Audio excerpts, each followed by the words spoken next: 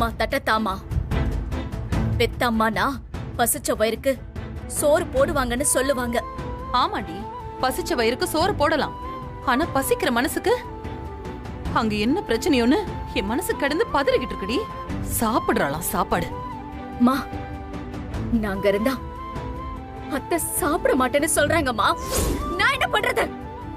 அதான் நான் இங்க வந்துட்டேன். நான் இங்க வந்துட்டா தானே அங்க அவங்க நல்லா சாப்பிடுவாங்க. இந்நேரம் அவங்க சாப்பிட வச்சிருப்பாங்கல்ல. தட்ட குடு. அக்கா, அப்போ நீ அங்க இருந்து கிளம்பி வந்துட்டியா? நீ அங்க இருக்க கூடாதுன்னு சம்மந்தி சொன்னாங்களா?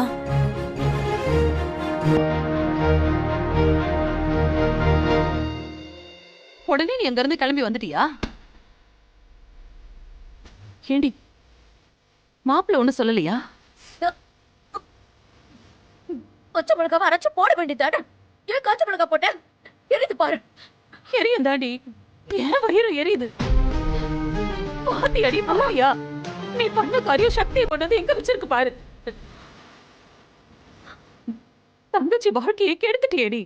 பாரு, மொத்தமா பெட்டியை தூக்கிட்டு வந்து உட்கார்ந்துருக்கா. இவளை இந்த கோலத்துல பாக்குறதுக்கா நான் அந்த பாடுபட்டேன். ஐயோ கடவுளே, ஏன் பையங்களை இப்படி போட்டு வாட்டி வதைக்கிற? ஏய் பாருடி உன் தங்கச்சிய பாரு. அவ மனசுல அவ்வளவு கஷ்டம் இருந்தா கூட நாம வருத்தப்படக்கூடாதுன்னு எப்படி நடிக்கிறான்னு பாரு. ஐயோ முருகா, என் பொண்ணுங்க வாழ்க்கை இப்படி ஆயிடுச்சு. நான் பட்ட கஷ்டம் எல்லாம் வீணா போயிடுச்சு. எல்லாம் உன்னால தாண்டி. ஏன் இப்படி பண்ண? என்னம்மா பண்ணிட்டு இருக்க நீ? அடிக்காதம்மா. இவ பண்ண வேலைக்கு என்ன சோத்துல விஷத்தை கொடுத்து சாவடிச்சிருக்கலாம். ஏமா அப்படி புலம்புற? அவளால என் வாழ்க்கையில ஒண்ணு கேட்டு போகல. நீ பேசாம இரு. கெடுக்கலையா? அப்ப எதுக்காகடி நீ இங்க வந்த? போச்சுடி போச்சுடி சக்தி. இந்த ஊர் உலகம் இனி என்னெல்லாம் பேச போகுதோ. இப்படி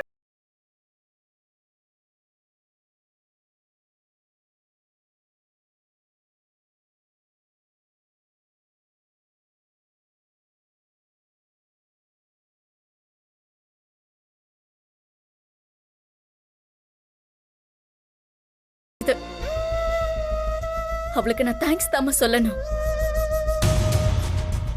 அவளால எனக்கு நல்லதுதான் நடந்திருக்கு. சரியா? ஏ பொம்பளைங்கன்னா ஆம்பளைங்களை நம்பிதான் ஆகணுமா? ஆம்பளைங்க இல்லைன்னா ஒரு கவலம் சோறு நம்ம தொண்டை குழியில இறங்காதான் என்ன? ஏ இப்ப நான் சாப்பிடலையா? நீ தனியா நின்று தானே எங்களை வளர்க்கற. என் பேர்ல மட்டும் சக்தி இல்லம்மா, என் மனசுலயும் இருக்க. ஐயோ கடவுளே, என்ன வார்த்தை நீ சொல்ற? நீ 3 பொம்பளை பிள்ளைங்கள தனியா வச்சுக்கிட்டு நான் என்னெல்லாம் கஷ்டத்தை அனுபவிச்சேன்னு தெரியுமாடி? இன்னைக்கு நீங்களும் அப்படியே நிக்கிறத பார்த்தா நான் என்னடி பண்ணுவேன்? உங்களை பத்தி நான் என்னென்னலாமோ கனவு கண்டு வச்சிருந்தேன். இப்ப எல்லாமே ஒண்ணும் இல்லாம போச்சு. கட்டி கொடுத்த 2 பொண்ணுங்களையும் இப்படி வீட்டுக்குள்ள வச்சிருந்தா ஊர் ஜனங்க என்ன காரி துப்புவாங்கடி. ஆம்பளை துணை இல்லாம வளர்ந்த பிள்ளைங்க இப்படிதான் இருக்கும்னு ஊர் உலகம் பேசுற மாதிரி ஆயிடுச்சு. நீயாச்சு மாப்பிள்ளையோட நல்லா வாழ்ந்துருவேன்னு நினைச்சு கற்பனை கோட்டையெல்லாம் கட்டி வச்சிருந்தேனேடி. கடைசியில எல்லாமே ஒண்ணும் இல்லாம போயிடுச்சு. இப்ப நான் என்ன பண்ணுவேன் கடவுளே? ஐயோ ஐயோ. அம்மா தயவு செஞ்சு அழாதீங்கம்மா. என்ன என்னடி பண்ண சொல்ற? அழாதீங்கம்மா.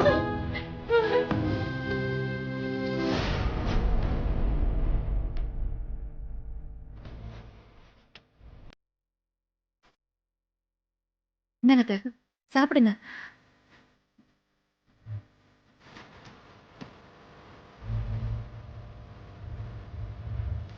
அத்தை நல்லா இருக்கா?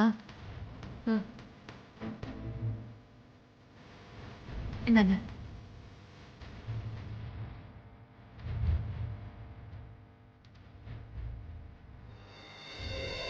அம்மா அத்தை பாத்துமா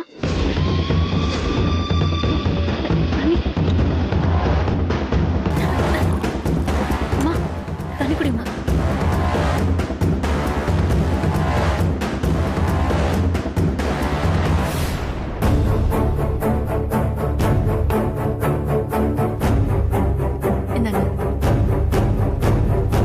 பூஜா, ரங்கநாயகி நேத்தி மத்தியானம் சாப்பிட்டவ. நீ வந்ததுக்கு அப்புறம் தாம இப்ப சாப்பிட்றா. ஆண்டவன் அத்தைக்கு ஒண்ணுன்னு உடனே என்னை எப்படி கொண்டு வந்து சேர்த்துட்டான் பாத்தீங்களா? இனிமே அத்தைய நல்லா பாத்துக்க வேண்டிய பொறுப்பை என்கிட்ட விட்டுருங்க. ஆமா அண்ணி, 1000 தான் இருந்தாலும் ரத்த பந்தங்கிறது இதுதான். நீங்க நல்லா பாத்தீங்கன்னா நேத்து முழுக்க நீங்க சாப்பிடாம இருந்தீங்க. இன்னைக்கு பூஜா லைட்டா சாதத்தை குழைய வச்சு பருப்பை மைய வேக வச்சு அதுல அப்படியே நெய்ய விட்டு உங்களுக்கு நல்லா ஜீரணமாகற மாதிரி என் பொண்ணு கொடுத்திருக்கா. அத்தை, உங்களுக்கு பருப்பு சாப்பாடு பிடிக்கும்னு எனக்கு ரொம்ப நல்லாவே தெரியும். அதுவும் இப்ப நீங்க ரொம்ப வீக்கா இருக்கிறப்ப இந்த மாதிரி எண்ணெயை விட்டு பருப்பு சாதம் சாப்பிடுறப்ப ரொம்ப நல்ல எனர்ஜி கொடுக்கும். நல்லா இருக்குல்ல? அம்மா சாப்பிடுறதே இப்ப நிம்மதியா இருக்கு. ரொம்ப தேங்க்ஸ் பூஜா. எதுக்கு தேங்க்ஸ் எல்லாம் சொல்ற சரண்யா? இது எங்க கடமை. 1000 தான் பிரச்சனை இருந்தாலும் அத்தைக்கு ஒண்ணுனா பூஜாவால தாங்க முடியுமா சொல்லு?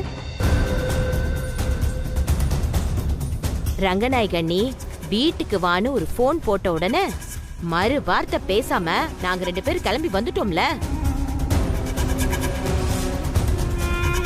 நல்ல நேரம் நாங்க வந்ததும் அந்த சக்தி வெளியே போயிட்டா. இவ்ளோ நேரம் சாப்பிடாத எங்க அண்ணி பூஜா வந்ததுக்கு அப்புறம் தானே சாப்பிடுறாங்க. என்னமா அது?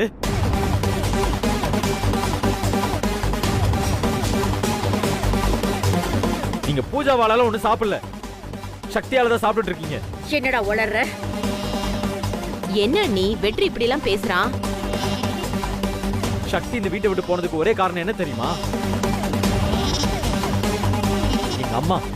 எங்க அம்மா சாப்பிடணுன்றதுக்காக மட்டும்தான்.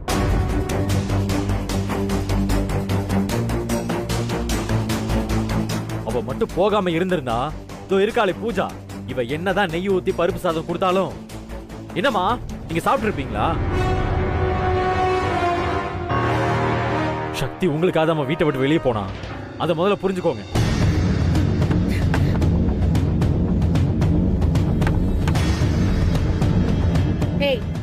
என்னடா எப்ப பார்த்தாலும் சக்தி சொத்திங்கிற? இங்க பாரு, இனிமே அவ பேர் இந்த வீட்ல யாருமே சொல்லக்கூடாது சொல்லிட்டேன். ஏய், அவ பேரை கேட்டாலே எனக்கு அவ மூஞ்சி தாண்டா ஞாபகத்துக்கு வருது. அவளும் அவ தெத்த பல்லும். நிம்மதியா இந்த வீட்ல எனக்கு இருக்கவே விடக்கூடாதுன்னு முடிவே பண்ணிட்டீங்களா? அவளை பத்தி இனிமே யாருமே பேசாதீங்க. மா என்னம்மா பேசுறீங்க? சக்தி என் பொண்டாட்டிமா, அவளை பத்தி எப்படிமா பேசாம இருக்க முடியும்? இதே வீட்ல அவ என் கூட வாழ்ந்திருக்கா. அடேங்கப்பா, அப்படி என்ன வாழ்ந்து கிழிச்சிட்டா பெருசா? எல்லார் நிம்மதியும் கெடுத்து குட்டிச்சவர் ஆக்கிட்டா. ஆளுங்களெல்லாம் பிரிச்சு வேற விட்டுட்டா. இத தவிர உன் பொண்டாட்டி வேற என்ன பண்ணாலாம்? மா, வேற யாரையும் சக்தியை பத்தி என்கிட்ட பேச வேணாம்னு சொல்லுங்க. இந்த வீட்ல யாருக்குமே சக்தியை பத்தி பேசுறதுக்கு தகுதியே கிடையாது. ஓ, உன்னை அந்த அளவுக்கு மாத்தி வச்சுட்டாளா? டேய் இங்க பாரு, கட்டாயப்படுத்தலாம் உன்னை இங்க யாரும் இருக்க சொல்லல. இப்பவே எனக்கு ஒரு முடிவை சொல்லு. உனக்கு உன் அம்மா வேணுமா இல்ல உன் பொண்டாட்டி வேணுமா? நீ இப்பவே முடிவு பண்ணி சொல்லு. என்ன ரங்கநாயகி, என்ன கேட்டுக்கிட்டு இருக்க? எதுக்கு இப்பதெல்லாம்? நீங்க சும்மா இருங்க. அவன் முடிவு பண்ணி எனக்கு சொல்லணும். சொல்றா?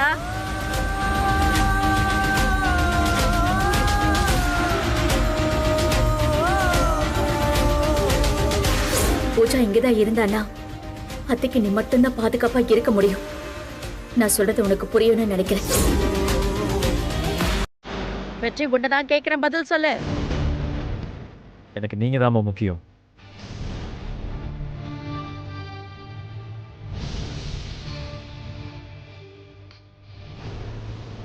நான் தான் தப்பு பண்ணிட்டேன் பூஜா. அவ பேச்ச கேட்டு உன்னை நான் ரொம்ப கஷ்டப்படுத்திட்டேன்ல. இப்ப நினைச்சா கூட எனக்கு ரொம்ப வெக்கமா இருக்கா. எப்படி என் மனசை மாத்தி வச்சிருக்கா பாரு. சாரி பூஜா. அத்தை அதெல்லாம் விடுங்க அத்தை. நான் எப்பவும் மறந்துட்டேன் அத்தை. விடுங்க. அண்ணி, அதெல்லாம் என்னால மறக்க முடியல அண்ணி. மறக்கிற மாதிரியா செஞ்சீங்க? என் மக ஜெயிலுக்கு போன உடனே என்னை வீட்டை விட்டு வெளியே துரத்துனப்போ என்ன நீ பண்ணீங்க நீங்க? அம்மா இப்ப எதுக்குமா இதெல்லாம் ஞாபகப்படுத்துற? அடியை சொல்றத கேளுடி. அண்ணி துப்பாக்கி எடுத்து டுப்பு டுப்புன்னு சுட்டாங்கடி. தெய்வாதீனமா ஒரு குண்டு கூட என் மேல படல.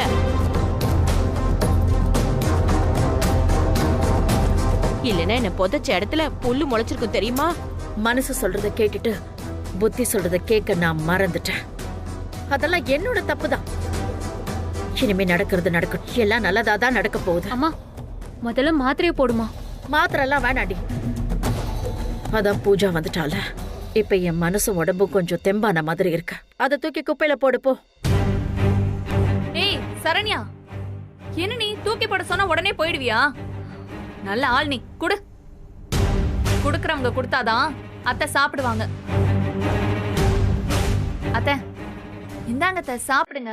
டாக்டர் கொடுத்துருக்காருல, நீங்க வேண்டாம்லாம் சொல்லக்கூடாது. இந்தாங்க சாப்பிடுங்க. இந்தாங்க இத பிடிங்க.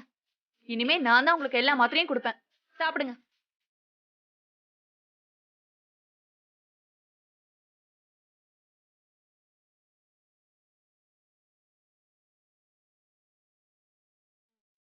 சரண்யா பார்த்தல, நான் கொடுத்த உடனே வேண்டான்னு சொல்லவே இல்ல.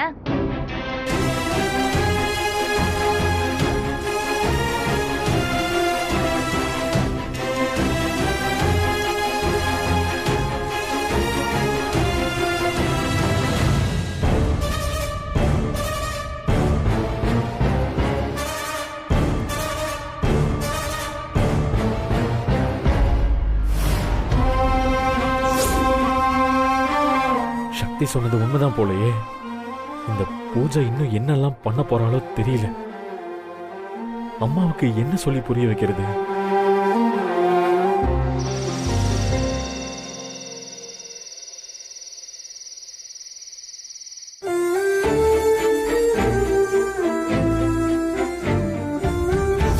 இவங்க இருக்கிற வரைக்கும் நான் சாப்பிட மாட்டேன். பச்சை தண்ணி கூட குடிக்க மாட்டேன். இது சத்தியம். இது சத்தியம். நீ தயவு செஞ்சு போயிருமா. உன்னை கையை எடுத்து கும்பிடுற. நீ இந்த வீட்டை விட்டு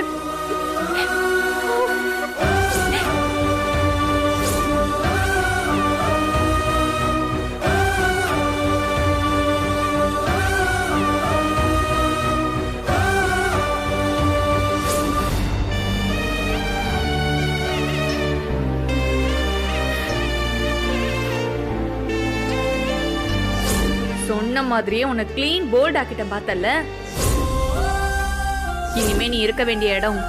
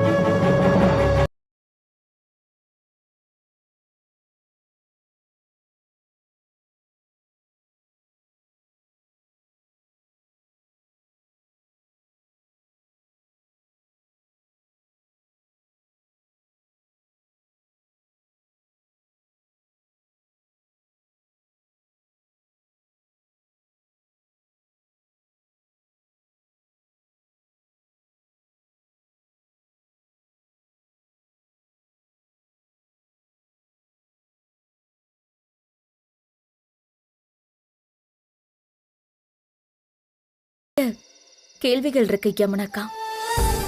எல்லா கேள்விகளுக்கும் ஒரே பதில் தான், ஒத்த பதில். என்ன கேள்வி? சொன்னனே, நிறைய கேள்விகள். அப்படியா? என்ன பதில்? அந்த ஒத்த பதில் என்ன? நான் யாரு, நான் என்ன வாங்கணும்னு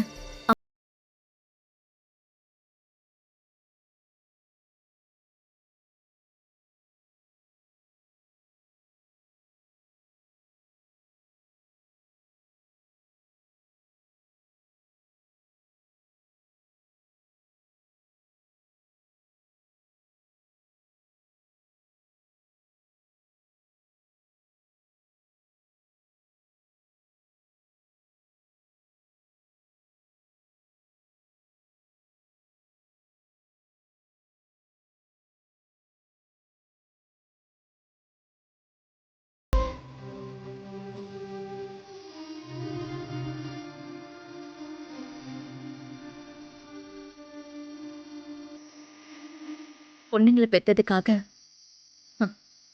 அப்பா அம்மா விட்டுட்டு போயிட்டாரு. அம்மா எப்படியெல்லாம் கஷ்டப்பட்டிருப்பாங்க, எவ்வளவு அழுத்திருப்பாங்க, எவ்வளவு நாள் தூங்காம இருந்திருப்பாங்க. அந்த கோவத்துல வந்த வைராகியம் தான் நாம என்ன ஆகணும்னு அம்மா முடிவு பண்ணதா.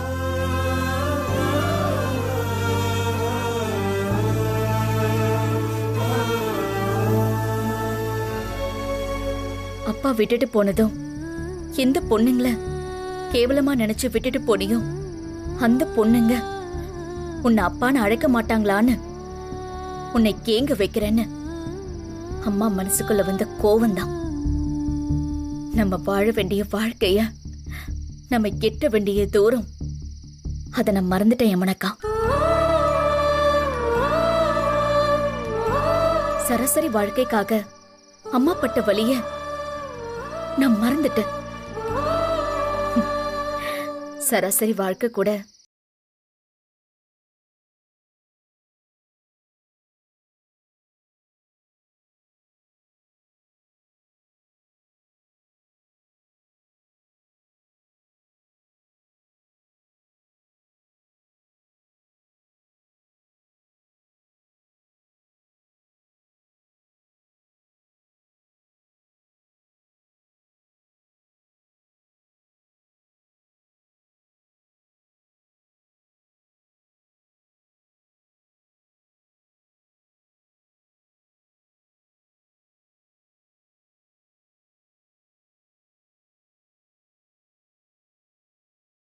மனச கட்டி போட்டுட்டு படி. அதுக்கப்புறம் கண்டிப்பா உன்னால முடியும். அம்மா கனவு நிறைவேறும். நானும் அந்த முடிவுல தான் இருக்கேன்க்கா.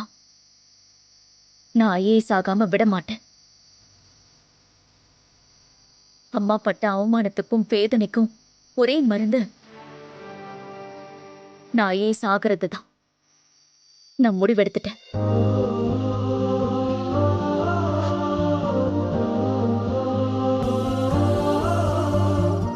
கார்த்திக் சார் நல்லவர் தான்க்கா, தப்பான ஆள்லாம் எதுவுமே கிடையாது.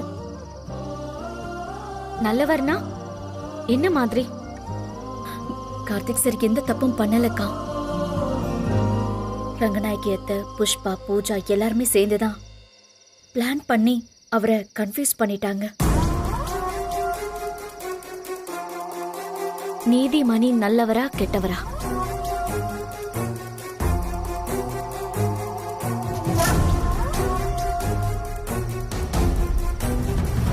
அதாண்டி நாம பிறக்க காரணமா இருந்தாரே நம்ம அப்பா, அந்த நீதிமணி நல்லவரா கெட்டவரான்னு கேக்குறேன்.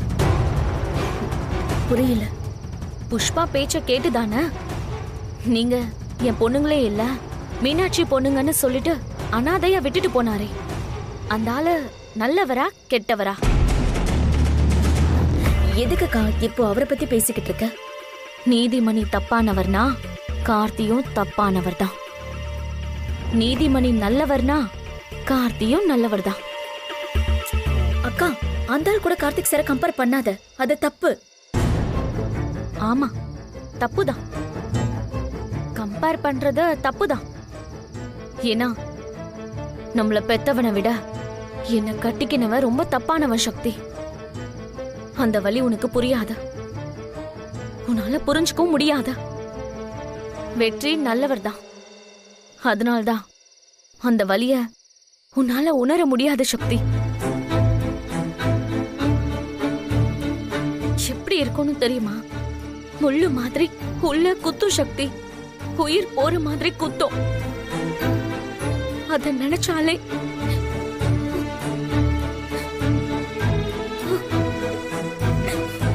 எனக்கு சொல்ல தெரியல சக்தி. அந்த வலிய சொல்லி புரிய வைக்க முடியல சக்தி, சொல்ல முடியல.